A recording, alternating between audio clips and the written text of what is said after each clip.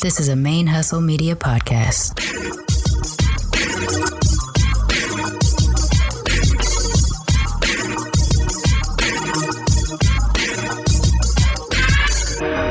Hello and welcome to the show. My name is Jackie O and you're listening to Militantly Mixed. Yo, this is Rashani from the Single Simulcast. And when I'm not making you laugh or making up parody songs, I'm kicking back, listening to Militantly Mixed. I would like to acknowledge that the Militantly Mixed podcast is recorded on the traditional lands of the Karankawa people, and I wish to pay my respects to the people of that nation, both past and present.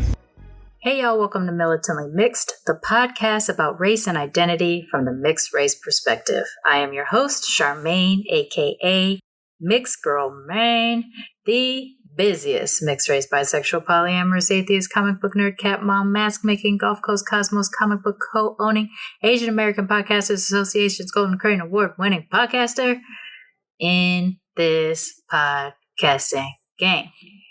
This is episode 142, and my guest today is Ayumi Matsuda Rivero. She is a Ph.D. student at the University of San Diego, and we had an amazing conversation. This was one of those ones that I kind of like lived on a high for a couple of days after.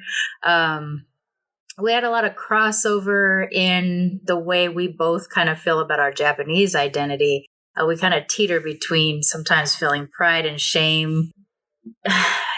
When you're mixed with a colonizer, when you're mixed with an oppressor, sometimes we have some complicated feelings about that. And sometimes we don't know when we should be comfortably feeling pride and when we should be acknowledging the atrocities that maybe some of our people have committed.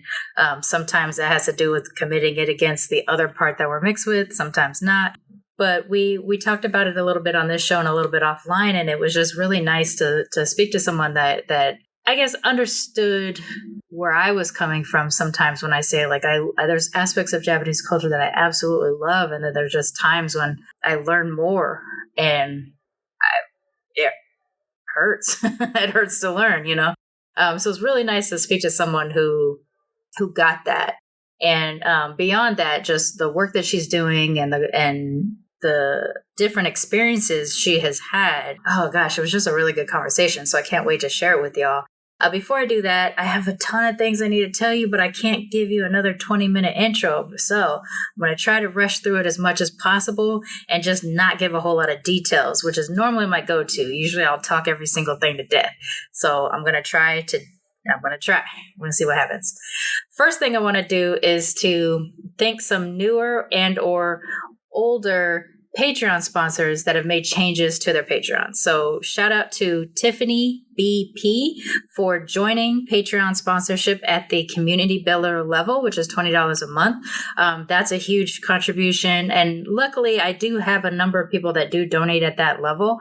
But I'm always surprised every time it happens because it is a pretty large level to commit to every month. And I really, really appreciate it. So thank you, Tiffany, for joining. I know it's been a couple months since you joined in July, and I've just finally settled in enough to start doing this, but I just wanted to give you your shout out and tell you how much I appreciate you for joining our Patreon sponsorship at the $20 level. Also shout out to Jesse who increased their level to $25, and to Danielle who joined at the social media shout out level. I'm very lucky that I receive the Patreon sponsorship that I do. I hang out with a lot of other podcasters, and within my podcasting circle, I'm one of the few that has a pretty substantial Patreon. We raise about $300 a month, and it kind of goes somewhere between $275 to $330. There's always fluctuation, but that I've been able to maintain near $300 a month for the last couple of years has been extremely helpful. And literally right now in particular, although there have been other times of financial difficulty, right now I would not be able to put on the show at all if not for the Patreon sponsorship. I've taken a huge pay cut in moving to Houston. I don't take a salary from my comic book shop yet because I can't afford to. And I'm only working part-time at the school that I used to work at in California. So that's, less than half of my salary. And my partner doesn't have a job yet either. So like, I literally cannot put on this show right now if it were up to me entirely and my own finances. So shout out to the Patreon sponsors. Without these 34 people who are currently sponsoring the show would not exist. Literally, not figuratively. I would have to put it on an indefinite hiatus without them. So thank you so much to our Patreon sponsors. If you would like to contribute to the show and help us keep going, like literally keep going right now, you can go to patreon.com/militantly mixed. That link is always in the show notes. And you can contribute as low as $1 a month to as anything you wish. And there's different reward levels depending on what you give at. Honestly, we have thousands of listeners of Militantly Mixed, and if literally each one of you donated at $1, that would pay for everything that this show needs, including a producer and an editor and all the stuff that I have been aspiring to for the last 3 years, but can't afford. So I hope that you do consider that if you've been enjoying the show, especially if you've been enjoying it for years, that you consider contributing to the show, because it does take a lot of work to put it on. With me being a solo producer, I'm producing, I'm editing, I'm finding the people, I'm doing research, I'm advocating out in the world, I'm doing speaking engagements and making more connections, and that takes up a lot of time and a lot of money. And so I hope that if you do feel like you get something out of this show, that you will consider donating even at $1 a month, because if enough of you did that, this show could go pro so quickly. Speaking of that, Patreon sponsors, last week, the Patreon sponsors that support the show at over the $5 level are now receiving a new benefit, an exclusive benefit to the Patreon sponsors, which is a video version of the interviews that I conduct and that you will hear in the audio version of the show. They will now get access to it as a video. This is an exclusive benefit for the Patreon sponsors because, like I said, without them, the show does not exist. They pay to put on this show. So I want to be able to give them something exclusive to them. And in some cases, in most cases, I hope, but I'm going to say some just for safety, they'll get it a week in advance of the episode you're hearing. So like today, the episode that you will be hearing, they got to see a week ago if they wanted to. And I haven't had a chance to talk to any of the Patreon sponsors yet to see if they enjoyed that benefit or if they would even like that benefit. But I'm going to try it for next couple months and see what happens. If everybody loves it, I'm going to keep it going. And hopefully it'll feel like a real benefit for what they've contributed to this show. All right.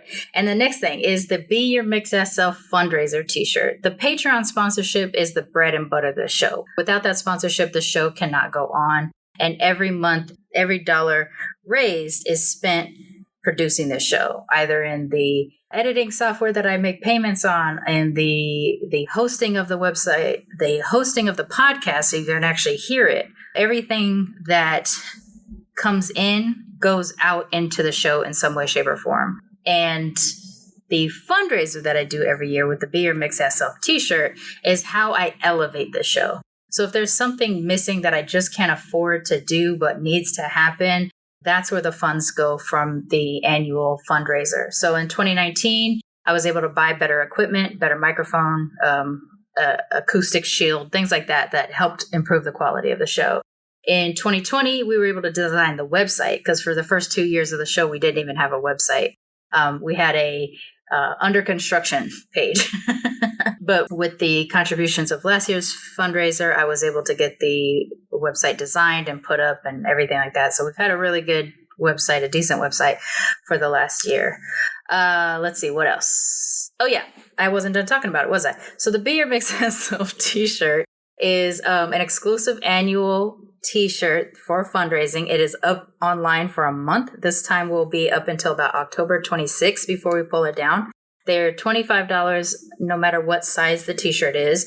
And after the printer takes their cut, I get somewhere between 40 and 45% of the t-shirt, depending on what size it is, cost. And that's what I use for the fundraiser. I'm really hoping this year we hit 100 shirts. I know we have enough listeners for that to be possible, but I also know that not everybody is willing to wear a t-shirt that says ass on it. But that is the motto of the show, be your mixed ass self. And so I don't have an alternative for that. So if you would like to purchase the annual Be Your Mixed Ass Self t-shirt, it is available now on the Militantly Mixed podcast website, militantlymixed.com. You can see it as soon as you go to the website now, or you can just go to the merch tab and it's on that site, or it's on that page as well with all the other logo t-shirts and the Mixed and Hella t-shirts that we have going on as well. Yeah. I never renew those images. Each one is a special shirt for each year. I'll never re-release them. So if you want this shirt, then now is the time to get it. Between now and October 26th, that is the only time that shirt will be available. And anything else? Let's see, fundraiser, Patreon sponsorship. I do want to acknowledge, although I will not be able to go in depth on it on this episode, but I do want to acknowledge that this is Hispanic Heritage Month. It takes place between September 15th and October 15th. This is mostly for the U.S. audience, something that we do acknowledge here in the United States. Sometimes these months are global, but not all the time. So I just want to note to the international audience that I know that I'm talking about something that's kind of exclusively United States American at the moment. But this is where we celebrate the contributions and the accomplishments of Hispanic Americans or people of Latin American descent. It is referred to as Hispanic Heritage Month, although last year I think I did hyphenate it or slash it. I said, Latinx / Hispanic Heritage Month. Over the past year or so, I've been doing a lot of readings about this, and I'm not sure putting the X there is necessarily the move, because that's something that we do in the English language when something has an unknown or you're trying to make something gender neutral, you put an X in there, and it's not something that happens in Spanish. And so a lot of what I've been reading lately has talked about how Latinx isn't necessarily appropriate, or that, the alternative to that, if you're trying to be gender neutral, is to say Latine, because that sounds more Spanish. So regardless of whether you identify as Hispanic, Latino, Latina, Latine, or even Latinx, or maybe as a person from the Latin American diaspora, this month celebrates your cultural heritage, and I would just like to honor you as our mixed cousin. I go back and forth on these cultural heritage months. Sometimes I don't know if I'm comfortable celebrating or acknowledging them. And sometimes I feel like I absolutely have to use the opportunity. But I'm not going into depth on this episode about the distinction between Hispanic and Latino, Latina, Latine. But who did it really, really well recently is a Code Switch episode hosted by Gene Debbie. And it covers a lot of things about race and identity and all that kind of stuff. But this most recent episode, it's called Who You Callin' Hispanic. They go really in depth into the origin of the terminology of Hispanic and a little bit about the difference between using Latinx or Latine as a gender neutral alternative to Latino, Latina. First of all, they did it better than I ever could. So I highly recommend you check out that episode. I'll put a link to the show notes in that. But I do want to acknowledge that it is something I'm reading about and thinking about and trying to educate myself on. But as a person that is not from the Latin American diaspora, I know it's not my call. I'm not from the group that can make that decision. So I want to hear from y'all. If you're from that heritage group and you want to talk about it, I think my next live stream panel discussion, if I can get enough people that would like to talk about it, might be to discuss the difference between Hispanic and Latino, Latina, Latine, Latinx, and just see, how the origins of the terms affect the way people feel like they want to identify, or just in general, what makes you feel more empowered in your identity. For me, an example is I identify as Black and not African American. I am more empowered by being a Black American than by being an African American. I do know that my African heritage comes from Gabon, but I'm not comfortable describing myself as Gabonese either, because I have no direct cultural connection to Gabon. I just have an ethnic and ancestral connection. So for me, Black is my term.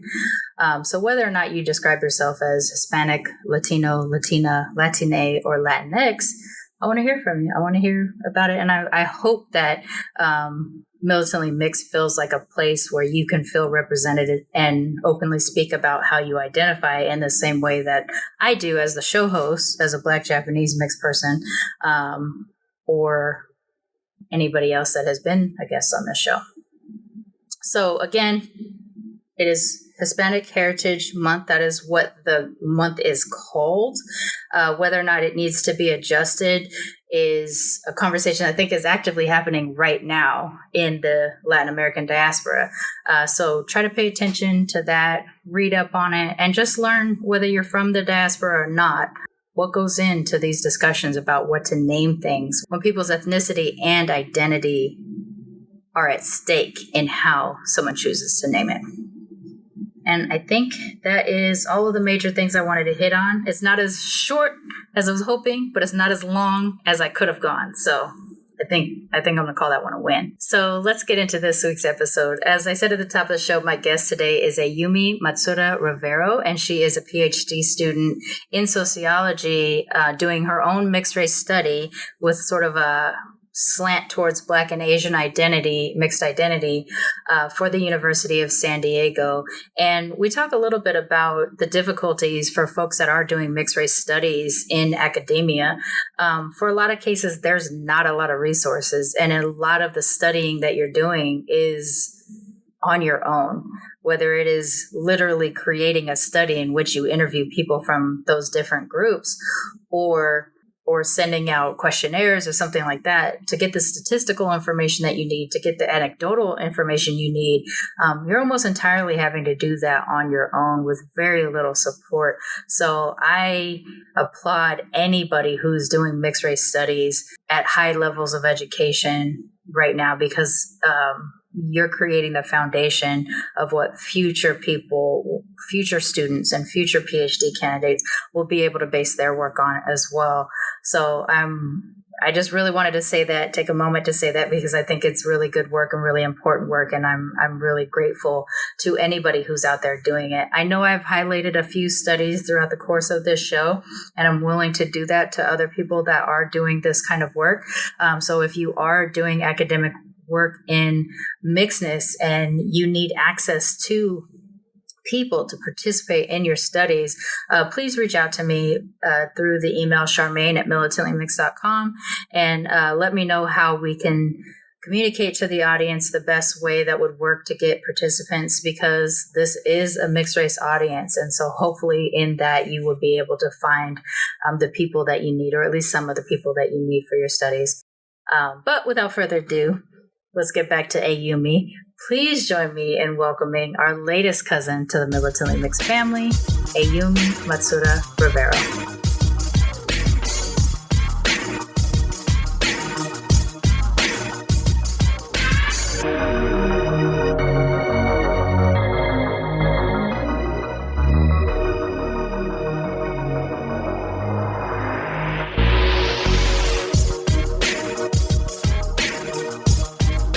On this episode, I am joined by Ayumi Matsuda Rivero. Did I say the Rivero way? Yep, you got it. Rivero. And we, so I heard about you through another guest on the show, actually Mona Lisa, who has a YouTube channel on, natural skincare products and things like that for mixed folks, and her own personal experience. And she mentioned you, and that's kind of how I became aware of you. And then also became aware of you through your work that you're doing in your PhD program, correct? Yes. Yeah. All right. So why don't you introduce yourself to the audience and lay it out a little bit for folks, and then we'll get into it. Sure. So my name is Ayumi. I'll start off with like my combination of mix. Mm-hmm. I'm Venezuelan Japanese, and I'm a PhD student right now at the University of California in San Diego, and I'm doing research primarily on mixed race folks. And I'm really excited to be here and kind of get into this. I'm excited that I'm now encountering so many more people that are doing academic work in mixedness. Of course, throughout most of my life, that was a very rare thing. There was only a few people that were kind of known for doing it. And honestly, under pressure right now, the only name that pops in my head is Naomi Zach, from around the 90s that was specifically doing work about mixed race identity. And so now to be able to encounter so many more people that are actually doing work like that, whether it comes from a personal space or just from the LAC, I'm really excited. So why don't you talk a little bit about what it was that made you want to pursue that in your education? And then we'll talk a little bit more about you. Sure. So, I initially wasn't really thinking about going into sociology. My undergraduate degree was in like political science, but I've always kind of had these questions about mixedness. Like I've always kind of felt like, folks like us are really interesting and that there isn't enough conversation about it. And I was trying to find stuff on it. And it didn't seem like there were a few articles you could find on like Medium or like Remezcla and all these things. So I decided to go into this PhD program because I was like, well, if nobody's going to do it, I'll try and research this. And so kind of selfishly, it started off because I wanted to kind of figure out more or learn about people like me, because I didn't see myself really reflected in anything. Like we see like biracial folks like white, Black or like white Asian, but like Latino Asians, the only ones I knew growing up were like my sister. Right. And so, yeah. So I was like, okay, I'm kind of selfish. I'm going to do this research because nobody else is doing it. So that's kind of my justification. I love that you said that you're selfish, because that's also how I explained why I created the show. And like 5 years ago when I wanted to do the show, it still took me another 2 years until I actually did it. I was like, I selfishly just want to collect more mixed people in my life. I grew up very mixed. Both of my parents are biracial. All of my cousins are biracial. We lived in the same house, some of me and my cousins. And so I went from having a very mixed life to a very non-mixed life. And I was just like, where are all of us? Like, in my upbringing, it seemed like it was a very common thing. But when I get into the world, I didn't meet as many people in the wild, I guess. And so it was just a way of like Pokemoning mixed folks to start the show. And I felt like it was a selfish move. But in the end, this selfish move that we've done will have benefits to other mixed folks, which I have definitely seen in the course of my show. But in the course of your work, I'm sure you're going to see versions of that as well. So let's talk a little bit about the Asian Latina experience that you have. Or actually, before we do that, do you use Latina? What is the word that you use for your Latin American heritage? I say Latina. Latina, okay. Yeah. That one I'm still working on that one, since it doesn't come from my own experience. I want to be aware of how it's used and when it's used. And I know that I have my version of what I've learned, but I want to make sure that I know it for every individual person. So with your Asian Latina experience, what is that like? What did that mean for you when you were growing up, besides just you and your sister were the only two that you knew?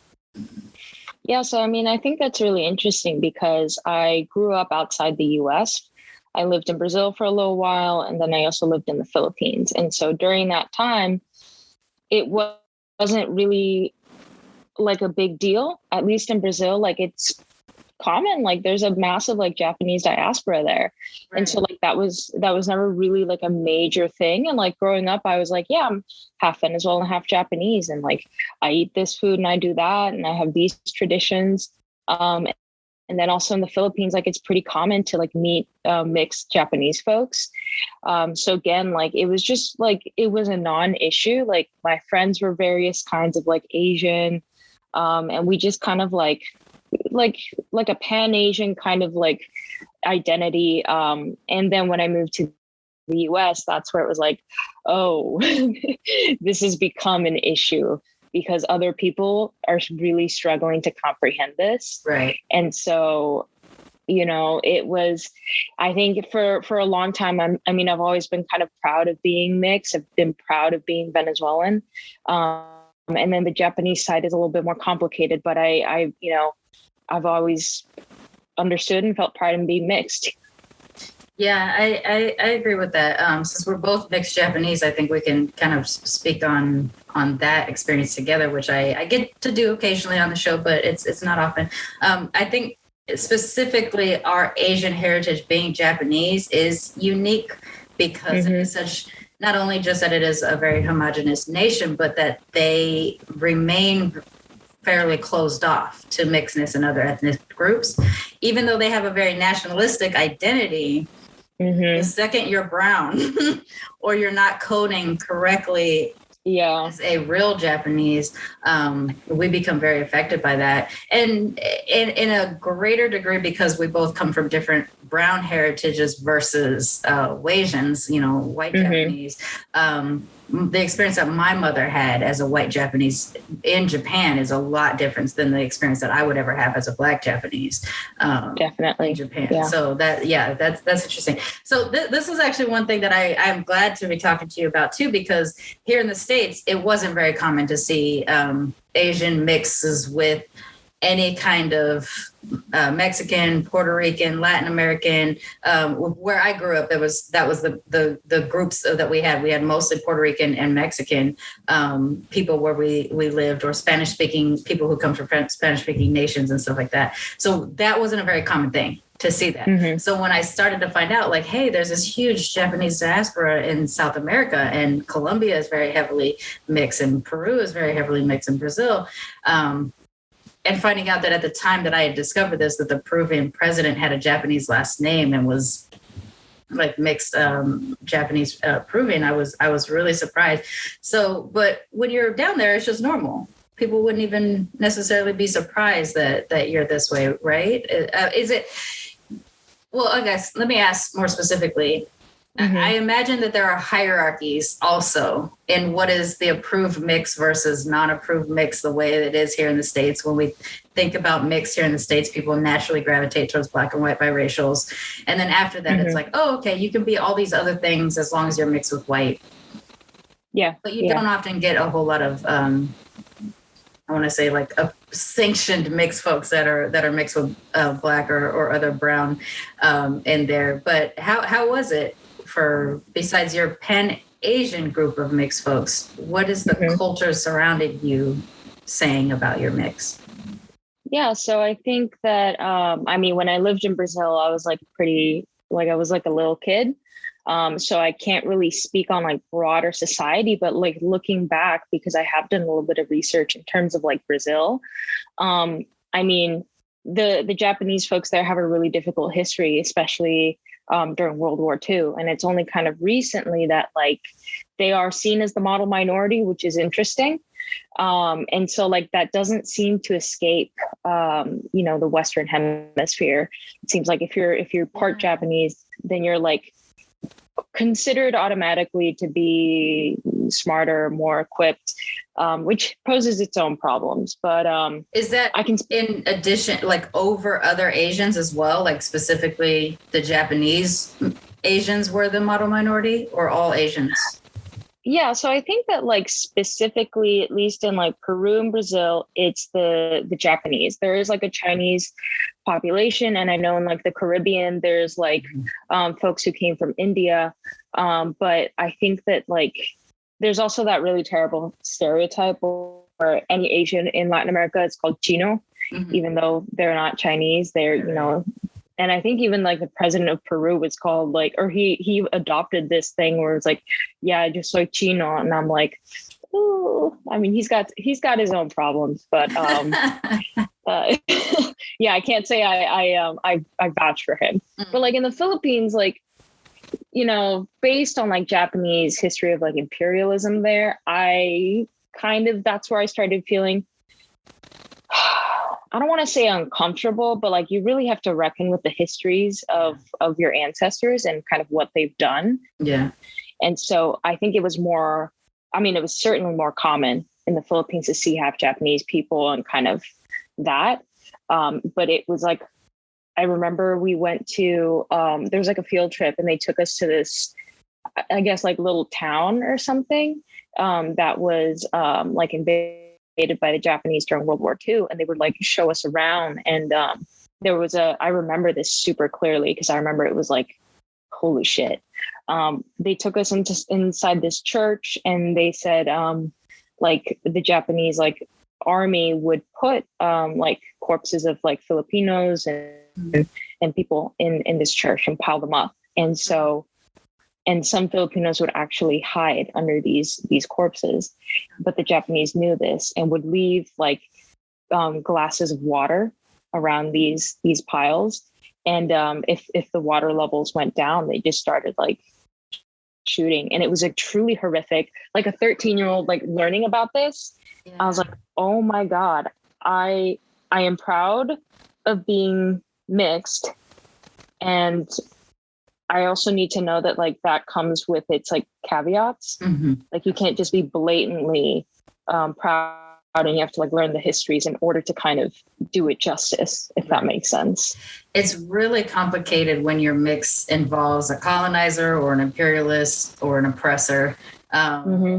And to try to say, like, we skirt this line between being proud of our mix and what that means in terms of our look, and being proud of our mix in terms of the cultural richness of where we come from. But then also, yes, absolutely remembering the past or learning the past if we just don't know, which I've had to experience a few times throughout this show. Mostly with the Japanese side. The white side is pretty much everybody gets it. You know, it's like my white side that's is the British most common. and like British. So like colonizer 100%. But with the Japanese, to acknowledge the atrocities that Japan committed across Asia. I mean, it's also interesting because like the Japanese, at least in like the US, have a very different history, like with internment camps. Yeah. And so like truly, depending on where you are in the world, certain things are highlighted. So that's also just something that I've been thinking about pretty recently. Yeah, that's interesting because when I lived in LA, I used to go to the JANM a lot, which was the Japanese American National Museum, and they actually had quite a bit of programming for mixed people, which I was so surprised at when I got there, and I participated in a bunch of it. But what I found is that if I interacted with anybody in the audience, it would be, "Are you internment Japanese? Or are you different?" You know, and it was very much that. Like, I think JANM, because it was the Japanese American National Museum, it was very focused more on that experience of being an internment era descendant or something like that, versus someone like me, which would be what I refer to as, like, I guess the third generation of the war bride era, in which my grandmother was born during World War II. She married a white man during the Korean War and came to America. So we're different from the Japanese that were already existing here. And even the way that my grandmother approaches other Japanese people is different depending on what kind of Japanese they are. And that is something I don't have in any other of my heritage. No English person comes up to you and you're like, "Hey, are you, colony time or post-colony time?" Like, this is the thing that happens. So it is a really unique thing to Japan, I think, specifically, across all of the Asian diaspora. And there's times, like you mentioned shame earlier, there's times when I didn't know to have a little shame. I hate to say it that way, but like just walking into space and be like, "I'm part Japanese. Yeah. We're Asian too. We're together." And then the whole room is like, they kind of just like all of us, and understanding that's why, or that may have played into why I wasn't always welcome, both as a mixed Asian, but also specifically a Japanese in predominantly like group Asian spaces, college clubs and things like that, which was tough. It was really tough. And so because of that, well, maybe not just because of that, but also because of the way I was raised, I leaned a lot more heavily into my Black side and my Blackness. And then being apologetic for being as yellow as I was in those spaces. Like, "I promise I'm Black. I know, look at this face. I get it." Do you have experiences like that where if you move around in different parts of the world, since you have lived in Brazil and Philippines and the United States, are you coded differently depending on where you live? Well, so at least in the Philippines, people always just thought I was Filipino. Or whenever I was like in like Southeast Asia, I was just one of them. I was, I got like, "Are you Malaysian? Are you like Filipino?" So it was in a way very comforting because, I don't have the same experiences by culture and heritage, but like the way that I was generally treated was the same as everybody else. And so that's something that I took for granted. And especially when I came to the US, when I was like 14, that was a shock, because I was so used to, like, we had like 2 white kids in my school in the Philippines. And all of a sudden it's completely flipped, and people just didn't know what to do with me. And I got, again, like Hawaiian, Filipino, what else? People just never guessed the right mix. Right. And I mean, there were a few things that were kind of offensive that came up, but like, yeah, most people just didn't know what to do with me. And it made them uneasy until they figured it out. They were like, no, but what are you, like, trying to like place me within, like, I guess, like a hierarchy. So that was like, I guess coded like very differently between the US and like the rest of the world. Right. The rest of the world in Asia, I blend in. I can, except for in Japan. That's different. Japan is something else. We have talked about that separately. Yep. In Japan, it's like, oh, you're a hafu. And I'm like, I guess, yeah. How do you feel about words like that? Because I remember when I first started hearing hafu, I was like, oh, look at them trying to make an effort to include us. And now when I hear it, it depends on the speaker of how it makes me feel. If it is a person who identifies as hafu, of course, I'm like, that's your term? Good, we're going. But sometimes when I have been asked by a Japanese person if I'm hafu, I can feel it in the same way that I feel it when a white person says, but where are you really from? Yeah. I think, again, like if it's another like hafu, no big deal. Even within the US, if it's like somebody of like, typically it's somebody of Asian descent. I've never had a white person be like, are you a hafu? But if it's like, a Japanese American, an Asian person. Yeah, then it's like, oh, okay. It's like, oh, my kids are hafu. Yeah, exactly.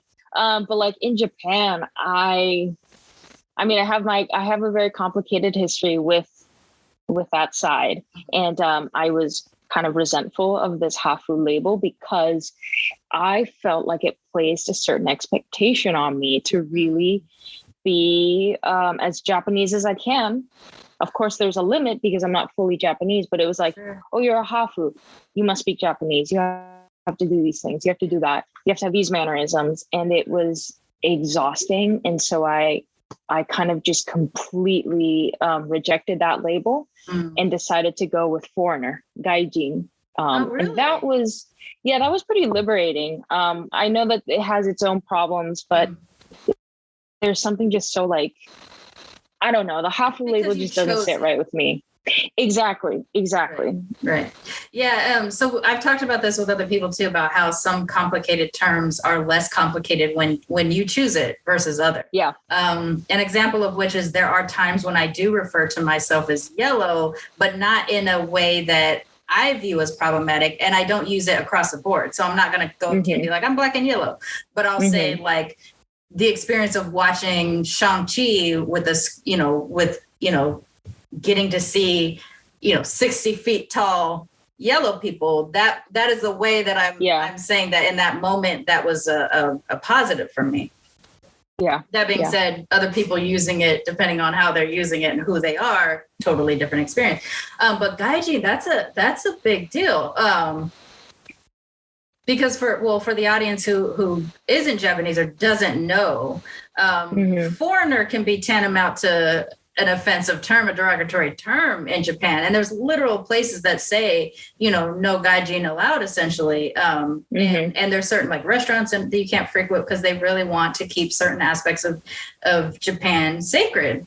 And then you wonder, like, if I'm born there or if I have a passport from there, do I have that right? Because then they look at me and, and like you said, with language, my Japanese. That's a big one. Like I have a Japanese passport, but there's just something about, I don't feel Japanese. I can feel Japanese American, but I don't feel Japanese. Yeah. And I think that's, I have tattoos. I have like my ears are stretched.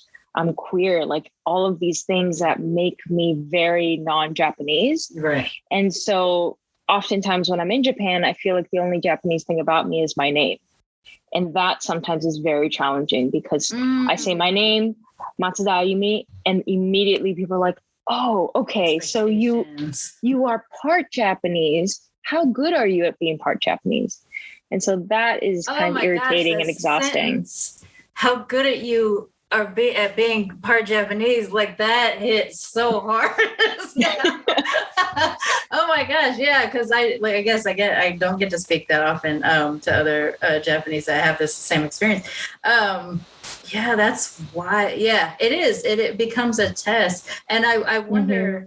So for me, I'm a bit of a novelty because I don't have a Japanese name, and I wasn't even gifted like a Japanese middle name. So sometimes if I'm in a space, I will choose to adopt my great grandmother's last name just to test it, just to see what's going to happen. But instantly an expectation of like, how good is your Japanese? And, I have at-home Japanese. I have anime Japanese. I don't have. Yeah. I can't hold a conversation. I can say a couple of sentences really well, and it gets people enough to give me the compliment for which I have to back down and say, "Oh no, I'm not that good." And then in terms of just how my physical mannerisms start to come into play, and that's from observation, just being around my grandma and things like that. I might get complimented on things like that. But then I eventually reveal my otherness, and it's like, boom. Oh yeah. I knew you weren't. I knew this was going to happen. Eventually, it was going to be a disappointment. Yeah, that's a whole. I remember. So I recently found out about this. So my dad's the first one to ever leave Japan, ever marry a non-Japanese, and we asked my grandfather, like, how did you feel about him bringing home like a Venezuelan woman? And my grandfather was like, well, I didn't know what she was going to look like. I didn't know if she was going to be like Black. I didn't know anything. So I was like, oh, okay. So I guess if like my mom was like darker, if like, then there would be kind of a problem. So I feel like I kind of straddle both these lines because I'm not Asian, I'm not white, but I'm also I'm not Black. So it's like, I'm in this in between brown where it's like, I guess you're okay, kind of. But it still codes that it is an other. Oh yeah, for sure. Sure. Absolutely. For sure. Yeah, that was definitely a thing because when my mother was first pregnant, part of it was that she was a teen mother. So you're already kicked out of the family for that. Then my grandfather had seen my mother kissing my father on the street corner down a couple blocks away. And that's how they found out I was going to be Black. And so the only reason why we were kind of let back into the family is because my youngest aunt had asked, who was 13 at the time, asked my grandmother to take her to come and see me. And so it was kind of a way, I believe my aunt was trying to get my grandmother to see how cute I was and just bring me back, just bring us back into the family. Yeah. Because of how disownment works in Japanese, it's pretty permanent. I guess luckily in that sense, I was cute and I was fair skinned. And they put a hat on me, which is my grandmother's kryptonite, a baby in a hat.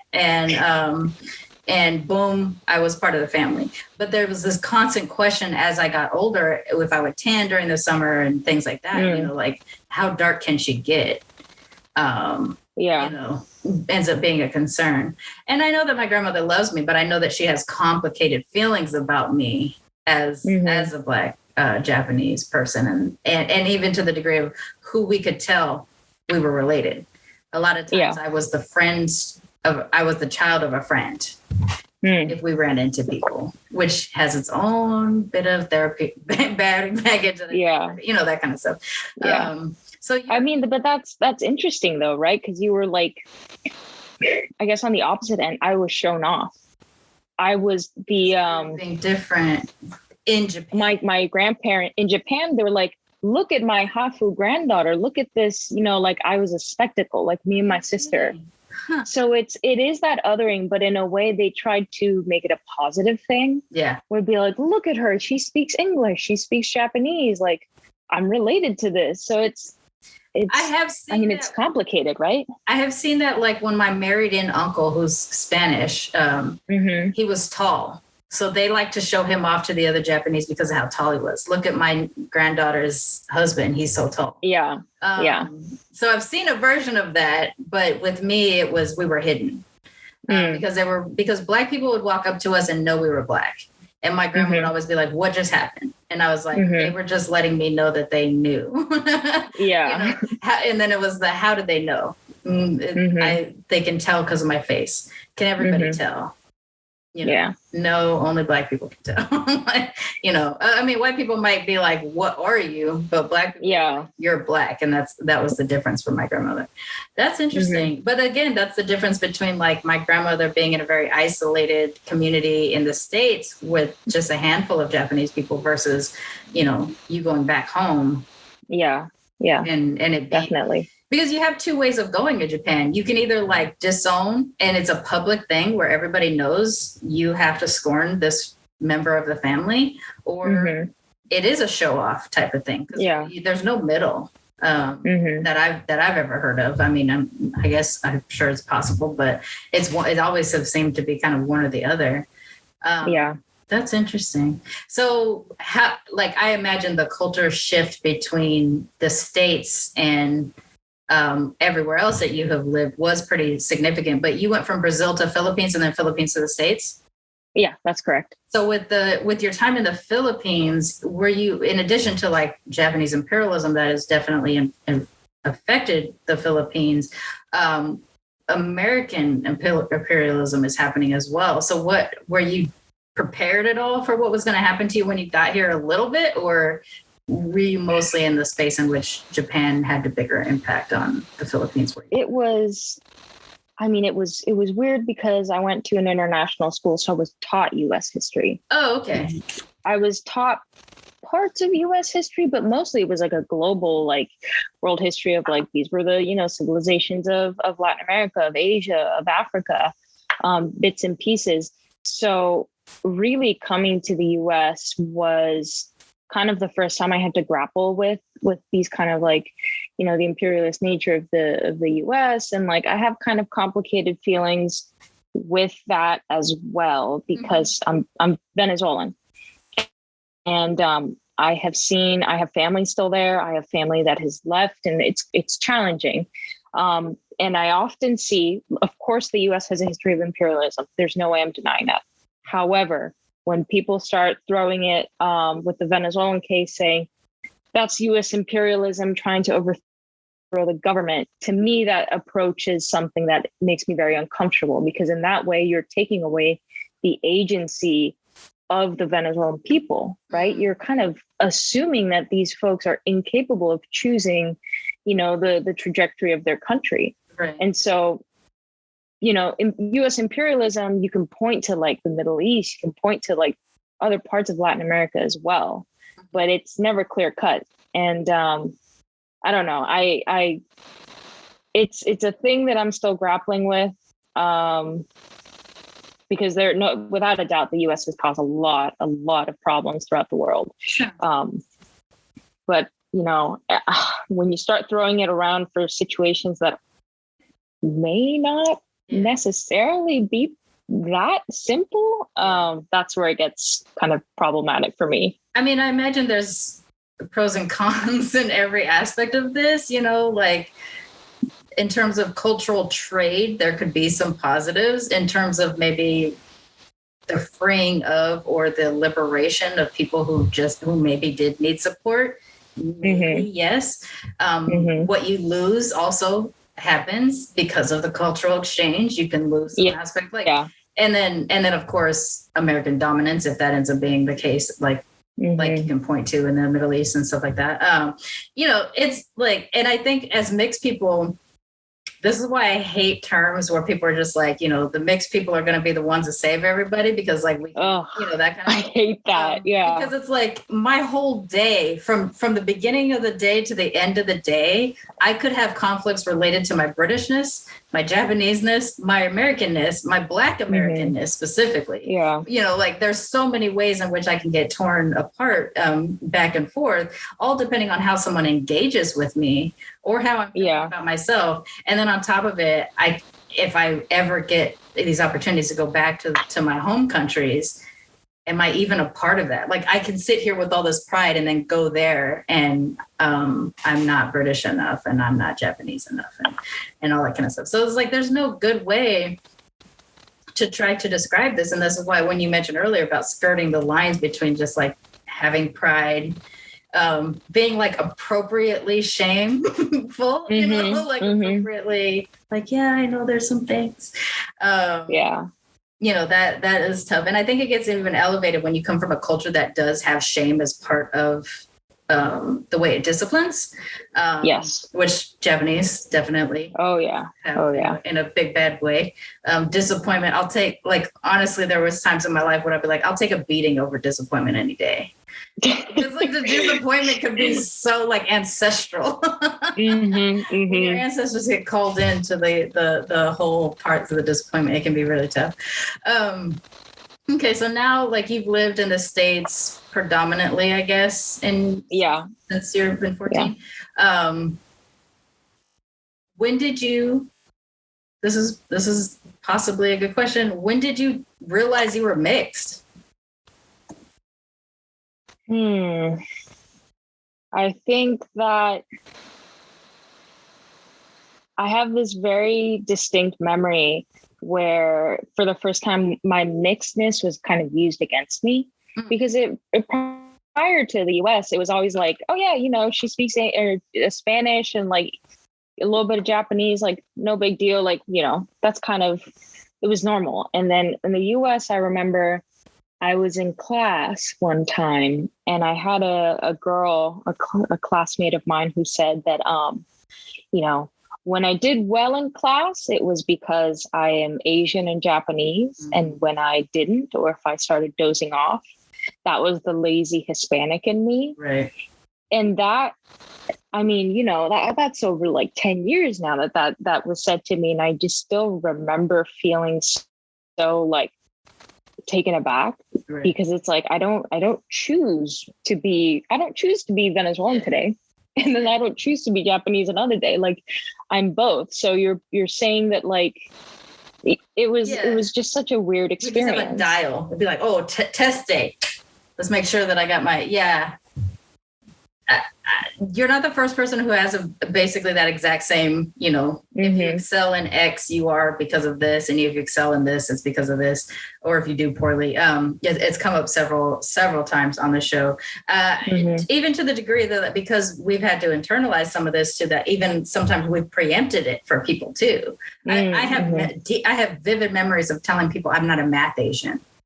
Just so we know, like in a group assignment or something like that. Yeah. Like, you know, they picked me and I'm like, just so you know, I'm not a math Asian, because of what has been said, the kinds of things that have been said to me in times that, like, obviously I wouldn't say something like that now, but when you're a kid and you have these people that hit you with these random racist. It's like self-defense, right? Because it's like, I remember I'm embarrassed about it now, but like I didn't have any other tools. I do remember kind of adopting that and being like, oh, you know, like the Asian side of me is like coming out today, and I can like, I'm feeling on top of it. Or it's like I'm like, oh shit, I got like a C- on a test. I'm like, oh, you know, the Hispanic side. And the choice of language, Hispanic, was very deliberate for me in high school. Oh, really? Yes. Because of what people thought when they heard Hispanic versus Latina. Yeah. And I do remember like there were some stupid like white boys or something who said, who are using Latina in a very like sexualized manner. And that was very uncomfortable for me. And so I was like, I'm just going to stick with Hispanic. That's fair. Yeah. Yeah. So I just kind of left it at that. So it's complicated, right? I know I've been saying that a lot, but there's like, it just is. Honestly, like it could have been the motto of this show, if not for Be Your Mixed Ass Self. It could just be like Militantly Mixed. It's complicated. Because we do like, we both, not just because of what we've internalized or what we've used as self-defense, but yeah, sometimes what's happening on the outside of us is so gross that we don't have anything else but to try to deny. I mean, like you, I've had experiences like that where people have straight up found out I was Japanese and then asked if I'm a proper Japanese wife. Like, what the fuck does that mean? Like, it's just, there's so many ways in which someone can turn something gross. And then it makes you feel like, should I even try to enjoy this the cultural side of where I come from? I understand the complication of politically, racially, ethnically, all that. I get that those are at play, but sometimes it is just about me being super excited about this food I'm eating, or, going to Cherry Blossom every year in San Francisco and waiting for the big drum with the half naked man jumping up and down on it, like being like, this is part of the culture and I'm excited about this thing. God, people are so gross. I hate the world. I hate the world sometimes. But it is, and with you coming from different cultures, and not only that, moving around the world and having so many different languages at play as well, you're getting hit probably constantly with whether or not you perform correctly as Venezuelan, as Japanese, as American, even. And then to just have to, at some point, decide to cut it and be like, you know what, I can't. And that's a hard thing to do. Honestly, I can't say for sure, even in all of my pro-mixedness and being able to talk openly about being mixed throughout my entire life, I still think it was the show that was the difference between me being able to stop those sort of self-defense mechanisms. Which I fail at on occasion. I still do. I mean, it's a knee jerk. Like, you've been trained to do this kind of stuff. And I have caught myself in the last year saying, I'm feeling very jacked. I had a hashtag I used to use, like when we talk about not being proud of a moment, I used to have a hashtag of like half white girl problems whenever I would speak to a manager, And being just because I lived in a predominantly white space and things like that. And there would just be things that would happen that I would just know in my bones that it was because I was brown. And so then I would turn on that, Karen manager speak and then relay it to people in Facebook or something like that and add that hashtag.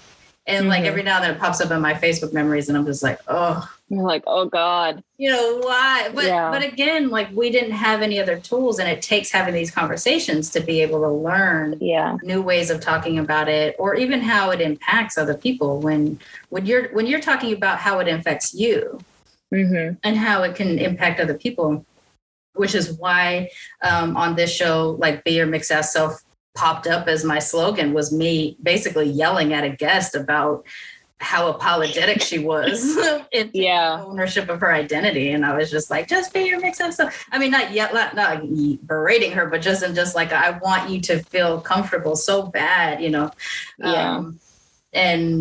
sometimes that does happen.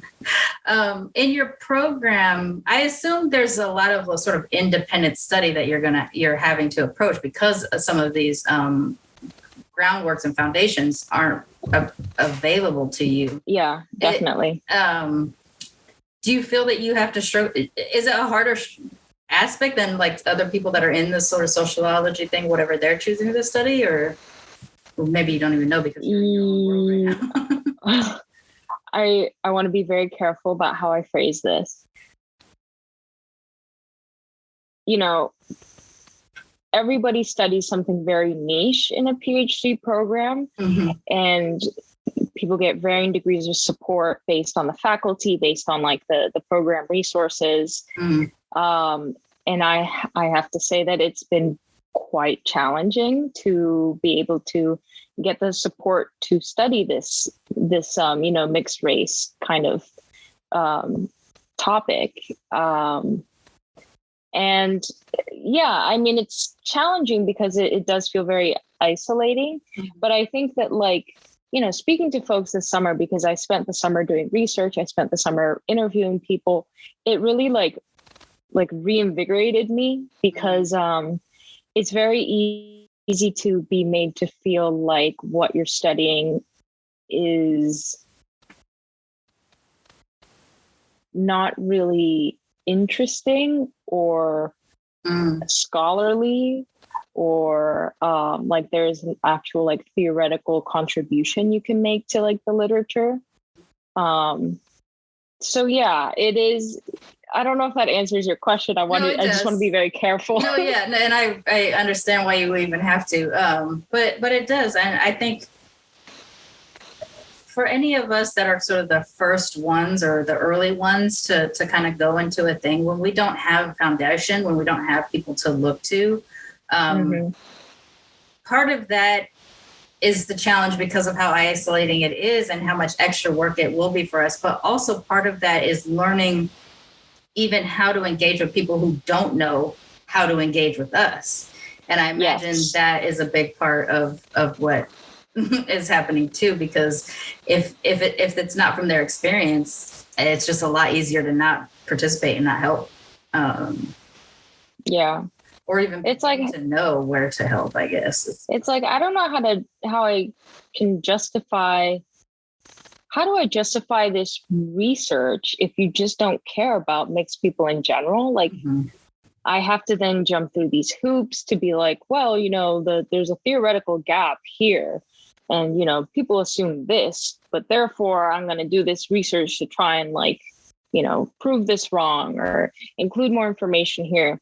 And for some people, that's just not a worthwhile field of study. And it's like, I can't tell you why you have to care. Like, I can't explain to you that you should care about people who don't look like you. Yeah. And you have to do that's my job to get the evidence to support why you need to do the research. Exactly. Yeah. And it's ridiculous. But I hope that throughout it, especially now that there are more opportunities like the mixed, the Midwest Mixed Conference. I see you're wearing that shirt right now. That there are places. There's also been some studies in the UK, mixed race studies, and they have their conferences as well that will have more opportunities. But it doesn't mean that the work is any less. Like, there's still a ton to do.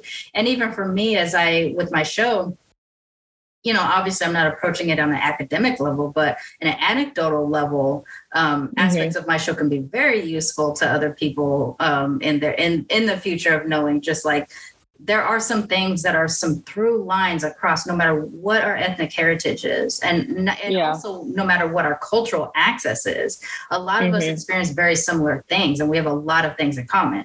That being said, depending on our ethnicity, depending on our culture, depending on our cultural access, depending on what country we're in, we may not react or behave the same. And so you do have to kind of decide at one point, this is the area that I'm sort of focusing my energy on. But if we don't do this, then they continue to have permission to not acknowledge and behave as if it's not valid.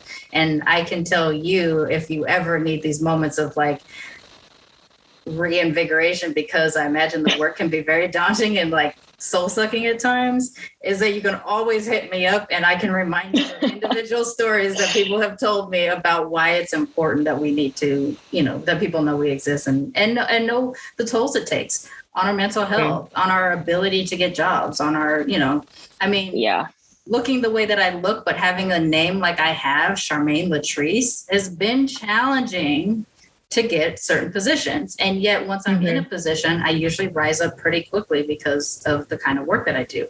And then I will instantly be smacked down by being told I'm a credit to either Black folks or Asian folks because of the work that I do and stuff like that. So, like every day is a challenge.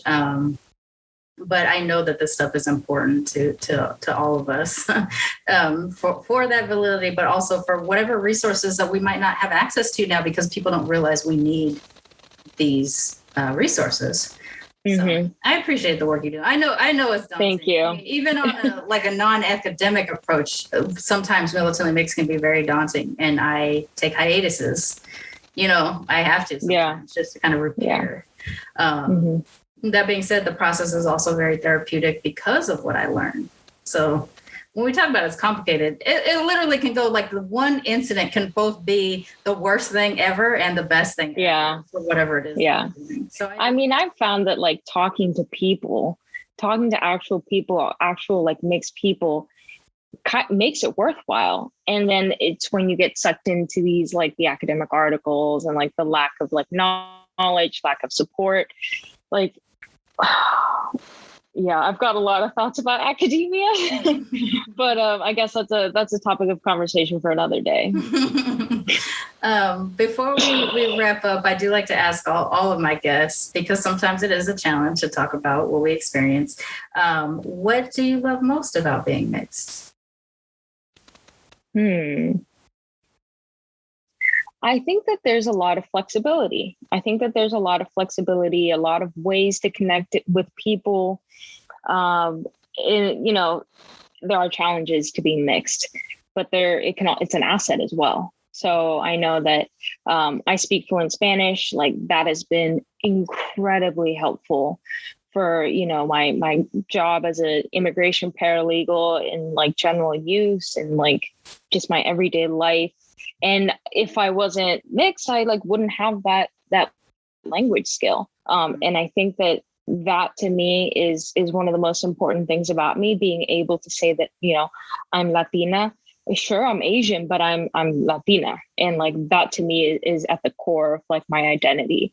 And so I love being able to have, everybody has layers to their identity, of course, but it just feels like a more rich experience. Like, I get to do traditions. I get to, eat different foods. I got to go to Japan and travel and like have relatives in Chile and Mexico. It's a lot more of a global and open kind of view of the world. Mm-hmm. So I appreciate, the fact that since I was little, like I have a very kind of broad and global understanding of the world, because I didn't grow up in a little neighborhood with just white people or, so I think that to me is like one of the most important things, because it's so hard to teach, right? It's so hard to teach that like the world is vast and, people don't look like you, but you should still respect them. Right. Like, this shouldn't be, but that's kind of my favorite thing.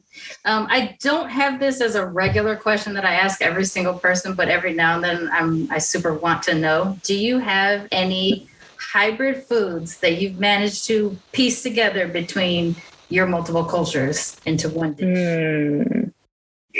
So Venezuelans have this thing. Is there a dish that makes you feel like it's speaking to both, I guess, or everything, I guess, is kind of the way to ask that question. Sorry. No worries.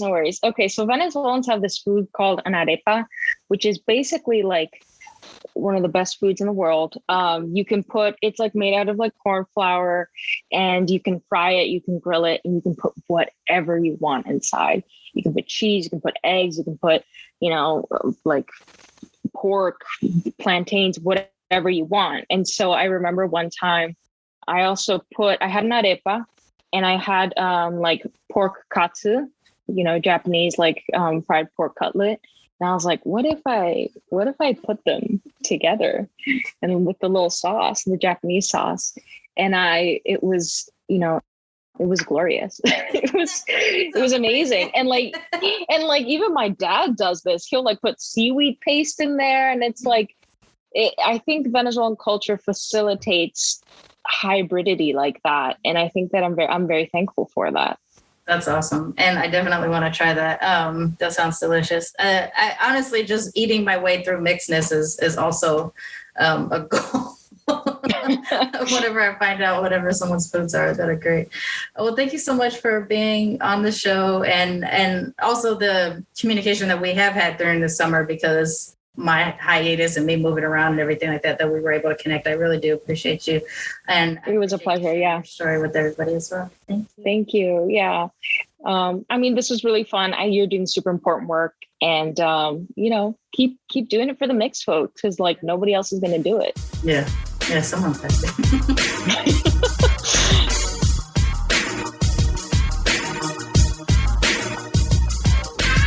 Militantly Mixed is a ManeHustle media podcast, produced and hosted by me, Charmaine Fury. Music is by David Bogan the One. You can follow us on social media on Twitter, Instagram, and Facebook at Militantly Mixed. If you'd like to become a sponsor of Militantly Mixed, please go to patreon.com/militantlymixed for monthly sponsorship, or paypal.me/militantlymixed for a one-time only donation. And if you like what you hear on Militantly Mixed, please subscribe, rate, and review on iTunes or wherever you listen to podcasts. And don't forget to be your mixed-ass self. ManeHustle Media. Turn your side hustle into your main hustle.